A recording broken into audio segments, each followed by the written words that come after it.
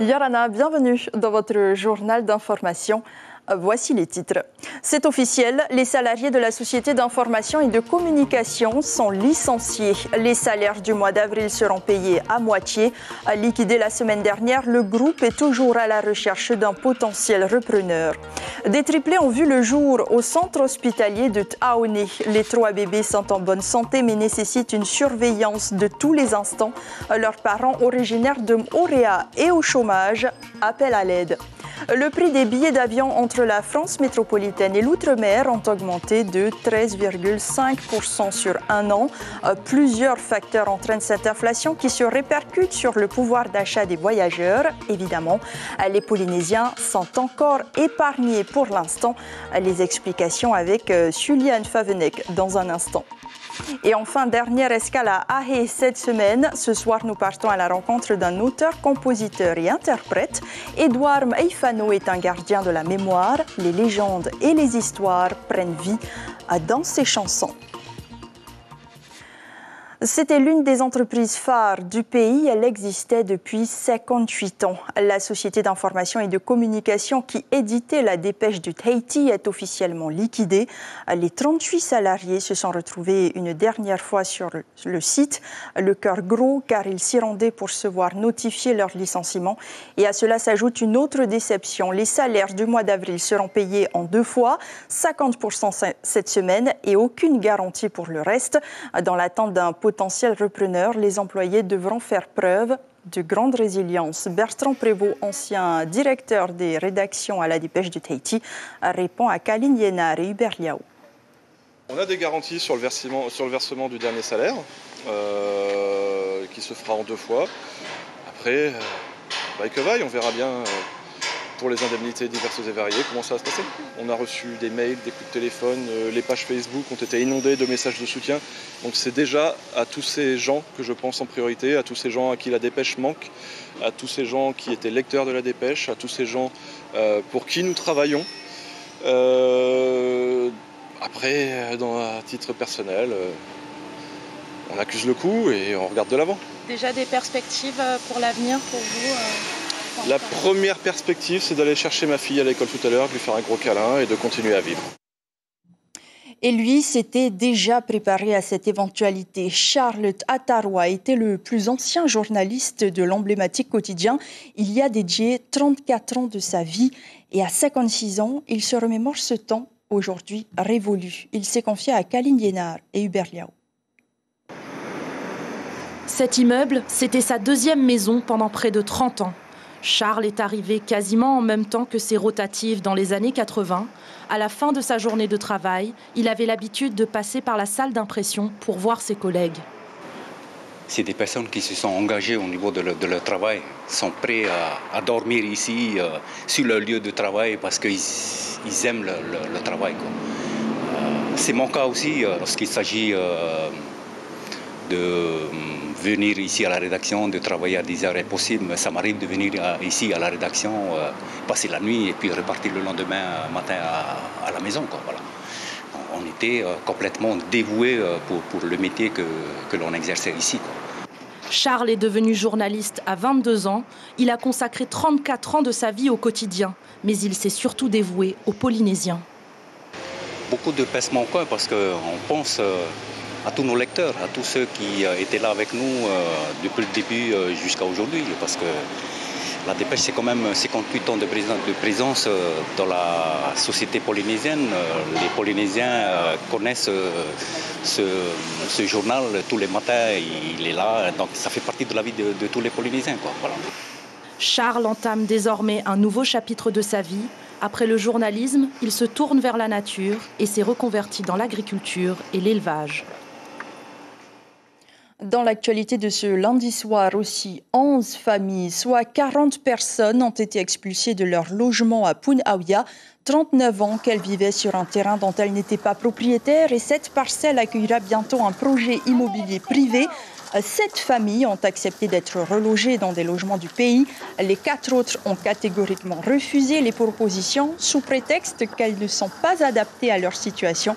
Plutôt que de l'avoir démolie, un habitant a lui-même mis le feu à son habitation, construite par son beau-père, nous dit sa compagne au micro de Nicolas Suire. Je n'ai pas voulu que ce soit l'OPH ou les gendarmes ou quoi que ce soit qui viennent casser notre maison. Mais la maison, ça a été construite par les mains de mon papa.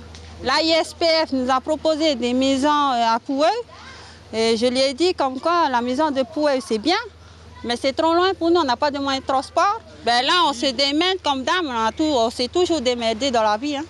Comment vous allez faire du coup? Parce que ben là, en ce moment... Pas retourner dans la famille, mais vous allez... Non, on ne veut pas retourner dans la famille parce qu'on était dans la famille. Dans la famille, il y a eu des conflits entre frères et sœurs.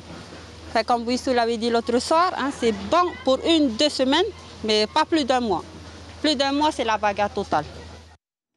La ISPF est en l'occurrence la seule agence immobilière à vocation sociale qui œuvre avec les services sociaux des communes pour permettre à des familles ou des jeunes étudiants de bénéficier d'un logement à loyer modéré. 11, c'est désormais le nombre de tués sur les routes polynésiennes depuis le début de l'année après cet accident mortel survenu ce matin. Il s'agissait d'un homme de 67 ans selon Tahiti Info. Aux alentours de 6h30 à Punaouia, il s'est encastré seul dans un mur. Les secours n'ont pas pu réanimer la victime qui ne portait pas de casque. Une enquête est en cours pour déterminer les causes exactes de cet accident tragique. Les usagers du Terevao ont été prévenus. Cette semaine, pas de rotation entre Tahiti et Moorea pour cause de carénage du navire. La cale de halage du port autonome étant en panne depuis 2 ans, le Terevao est immobilisé jusqu'à jeudi au dock de la Marine nationale. Une première pour la navette maritime. Caroline Fari, Nicolas Suir. C'est la routine annuelle pour le Terevao. Le navire se refait une beauté sur le dock de la Marine nationale, une station qui accueille tous les bateaux de Polynésie, civils ou militaires, jusqu'à 3800 tonnes.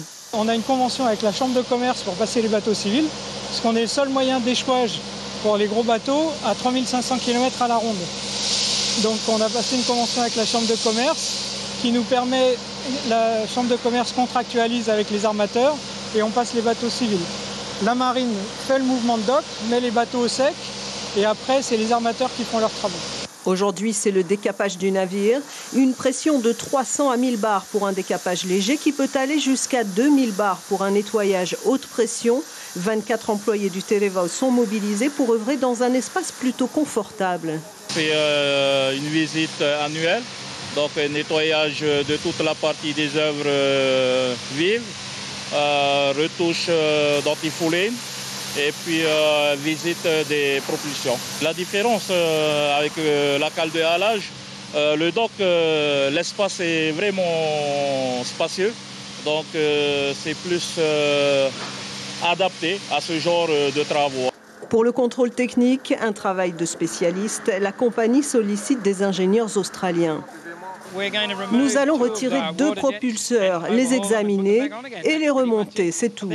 Il n'y a personne d'assez qualifié ici pour faire ça selon la norme. L'entretien du Terevao sur le dock de la base navale coûtera 5 millions de francs à la compagnie. Le Terevao reprendra ses rotations vendredi à 15h. Nous vous parlions ce week-end des tarifs à la hausse appliqués depuis le 1er avril par les compagnies maritimes, justement.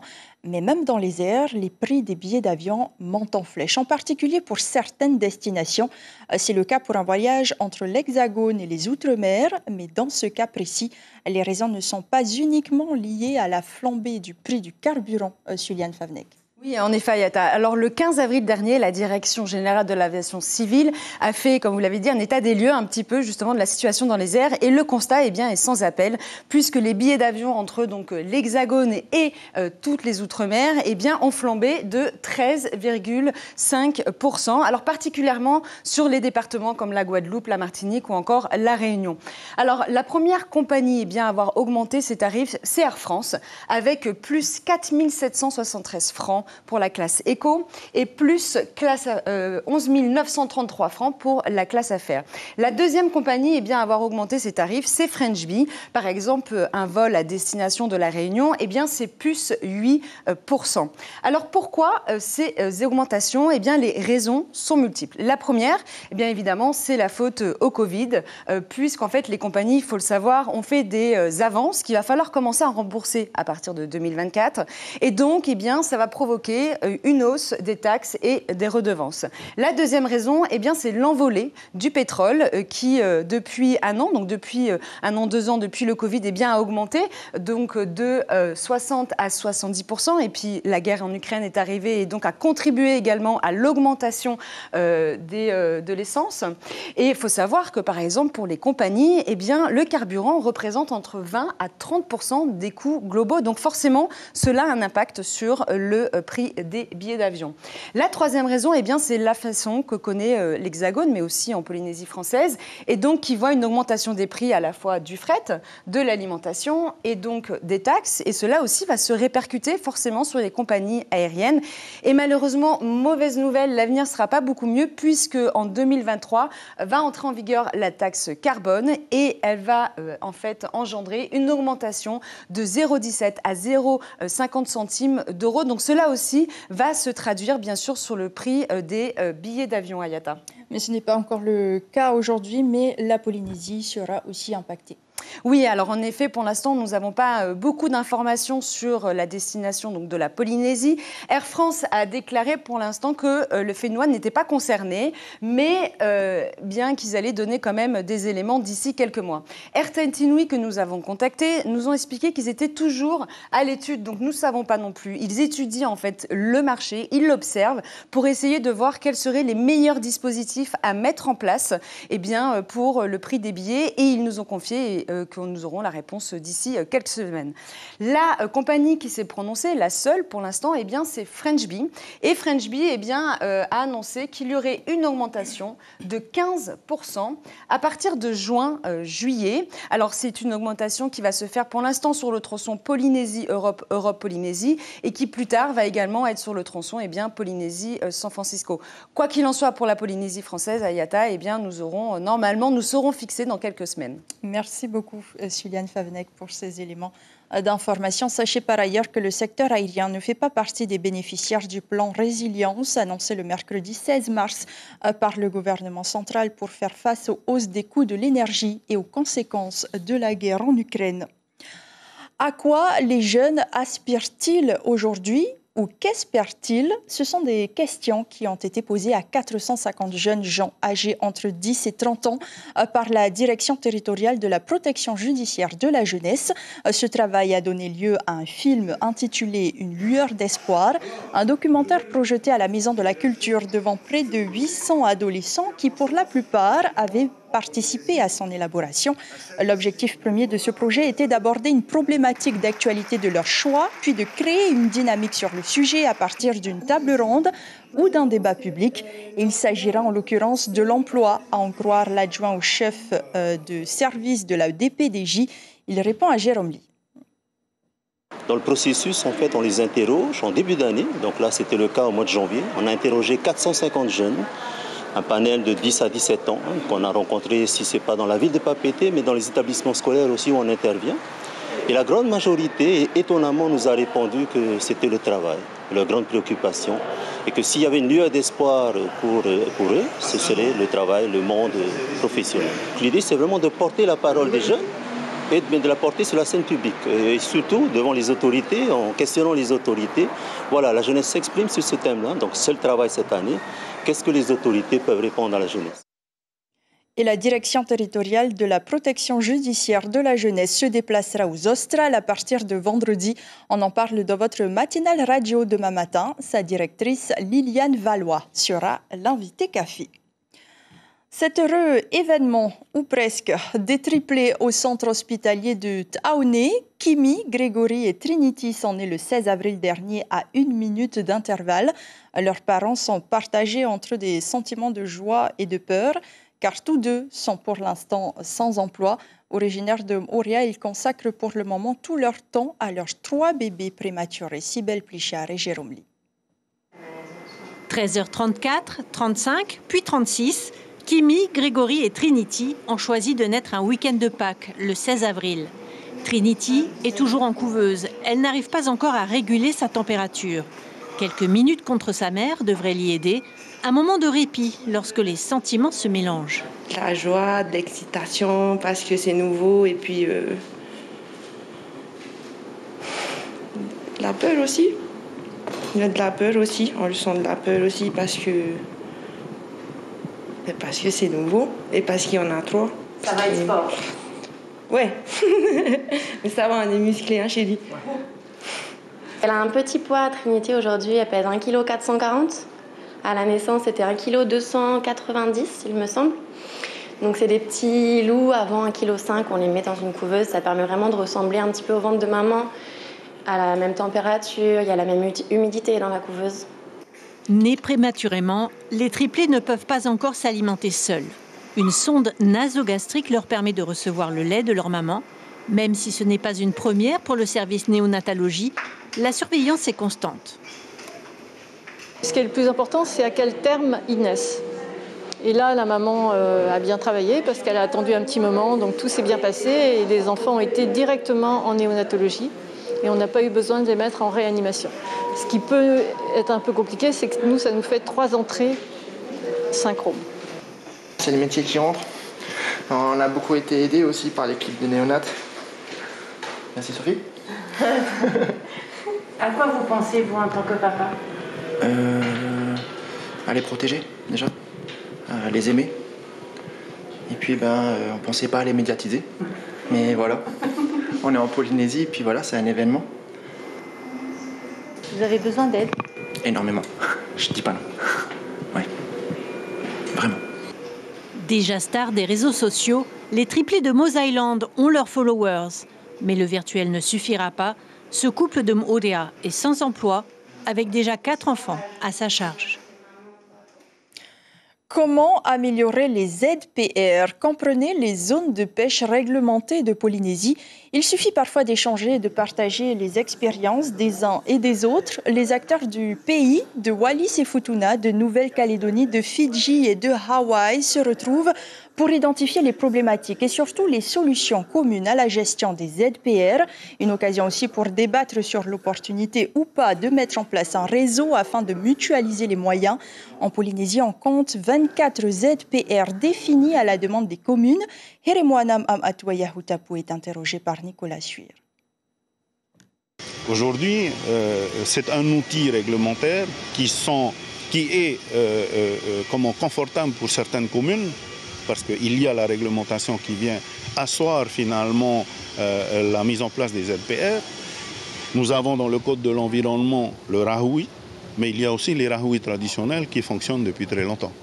Donc aujourd'hui, les choses se mettent tout doucement en place et on va revenir certainement avec des propositions nouvelles sur la gestion de nos ZPR, sur la gestion aussi de nos Rahoui peut-être.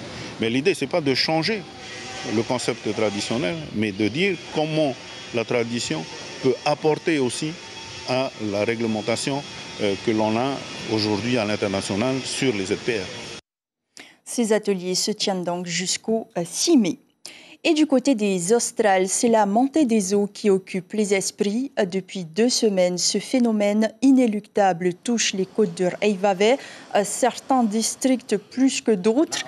Les épisodes de marée haute détériorent non seulement les taraudières, mais entraînent aussi avec elles des déchets qui se déversent sur les routes et le sable obstrue les ponts. On écoute ce témoignage recueilli par notre correspondant Arthur Thierry. Ça dépend du sens de la houle, mais c'est vrai que là, ça devient de plus en plus répétitif. Donc, il va falloir s'habituer et vivre avec. Il faudrait faire comme aux Pays-Bas et faire des petits murs, voilà, il faut les pépettes, quoi. Et chez nos voisins du Pacifique, en Nouvelle-Zélande, le niveau de la mer monte 2 fois plus vite que prévu dans certaines parties de l'archipel, selon les projections d'un vaste programme de recherche baptisé NZ Searise. Il a été mené sur 5 ans par des dizaines de scientifiques locaux et internationaux. Les données recueillies le long du littoral du pays montrent que certaines zones s'enfoncent déjà de 3 à 4 mm par an. Et du côté des Marquises, une consultation publique est actuellement en cours. Elle concerne la liste des 7 ensembles de biens qui ont été choisis par les élus marquisiens pour être présentés devant le Comité national des biens français en vue de leur inscription au patrimoine mondial de l'UNESCO. Le dossier doit en effet respecter plusieurs critères tels que les biens naturels et les biens culturels. La réflexion populaire s'oriente actuellement sur la stratégie de préservation de ces biens, Tahia Teikikaini, référente de l'agence Tahiti Expert Events en charge des ateliers participatifs, nous en dit plus au micro de Marie Curva. Pour la population marquisienne, c'est l'occasion d'avoir des réponses en fait à leurs questions, mais aussi et surtout donner leur avis sur la façon de gérer ces biens pour la transmission aux générations futures. Gérer ces biens, ça veut dire les préserver, ça veut dire les protéger pour une meilleure transmission. Et donc, c'est vraiment important que la population marquisienne participe en grand nombre à ces ateliers participatifs. Dans un second temps, les ateliers participatifs seront organisés du 20 au 30 juin au nord de l'archipel. Enfin, nous terminons ce journal à Ahé. Sur ce petit atoll vit un auteur, compositeur et interprète. Edouard Maifano raconte en chanson toutes les histoires de son paradis de 12 km² en langue Paumotu. La musique est une de ses œuvres très convoitées qu'il veut partager à son entourage, son petit-fils notamment qui le tient compagnie tous les jours. Voici son portrait sur des images de Marcel Bonneau.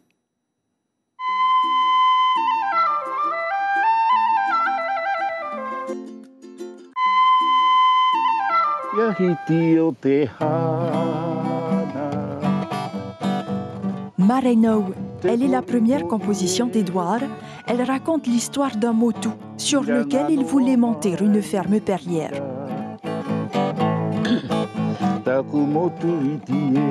Je passais au quai. C'était juste avant le lever de soleil. Et d'un coup, dans les premiers rayons, ça va par le côté. Je vois tous les îlots au nord. Je vois le premier rayon. Là, j'ai regardé et j'ai été plus loin. Justement, j'ai bien choisi parce que l'or est là. Depuis, Edouard n'a jamais cessé de composer des musiques. Sur son île, c'est lui qui est chargé d'écrire en chansons les histoires de chaque lieu. Ça veut dire je chante et j'écris en même temps. J'ai commencé à peu près 10 ans, mais seulement dans les périodes où il y a des fêtes sur l'île. On vient me voir pour préparer des chansons, des choréros, comme on dit, pour les inaugurations. Comme beaucoup de musiciens autodidactes, c'est la religion qui réveille son âme d'artiste. On va essayer de chanter une chanson, mais je dois t'apprendre les paroles et comment nous deux on va chanter. Et la chanson, ça parle de l'histoire de Ahé, et qu'on appelle aussi aujourd'hui Ahé Maru. Alors, voilà. Avec son petit-fils à ses côtés, les mots ont plus de sens. Les histoires, il le sait, resteront toujours. Tu aimes bien écouter ton papy chanter? Oui, je ne peux pas chanter avec papy parce que j'arrive pas à chanter les mots qui d'ici. Quand tu seras plus grand alors? Oui. Oui, car la musique est la vapeur de l'art, le verbe de la Polynésie.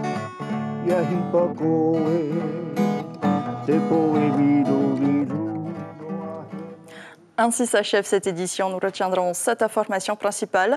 La société d'information et de communication qui éditait la dépêche de Tahiti est officiellement liquidée.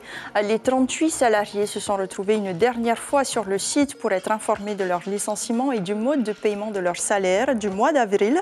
Ils seront payés en 2 fois, 50% cette semaine et aucune garantie pour le reste. Quant aux indemnités de licenciement, elles seront versées une fois la lettre de licenciement signée.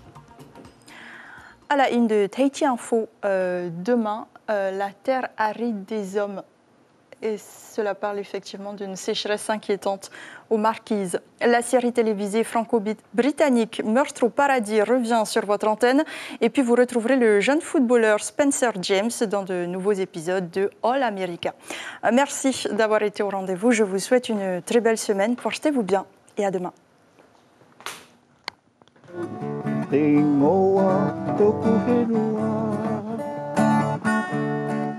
o te kuwhenua o ahe marue, te herehia e au.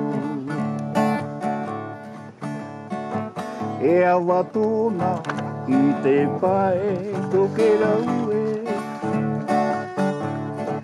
Tia reroa o tōna ingoa, te herehia e au. E te marania e aha tō manako. Retrouvez ce programme en replay sur notre site internet.